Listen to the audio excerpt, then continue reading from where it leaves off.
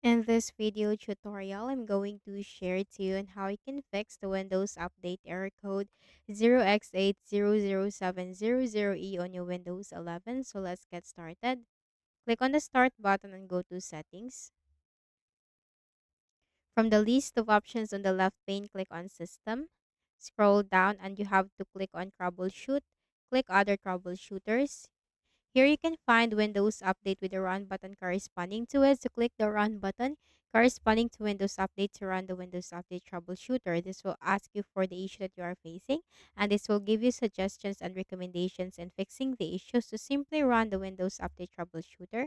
After doing so, right click at the Start button, shut down or sign out, and restart your Windows.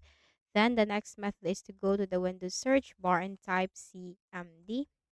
Click Run as Administrator on the right pane. Then copy this DISM command, which will be posted in the description box below. Control C to copy, and then Control V and hit enter. Wait for the process to be done. This might take a while depending on the process for your Windows, but what you can do is to just patiently wait for this. And once this is 100% completed, just type exit in the command prompt window. Then right click at the start button, shut down or sign out, and restart. The next method is to again go to the Windows search bar and type CMD. Click Run as Administrator. And copy this command, not stop, to stop the Windows Update service. Hit enter.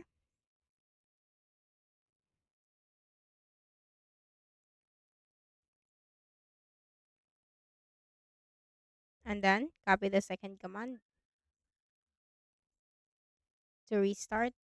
Control V and hit enter. Okay. The requested service has already been started. Now type exit. Hit enter. Then right click at the start button, shut down or sign out, and restart. So I hope this video helped you. Kindly please do not forget to hit the like button and subscribe to this YouTube channel. Thank you for watching the video.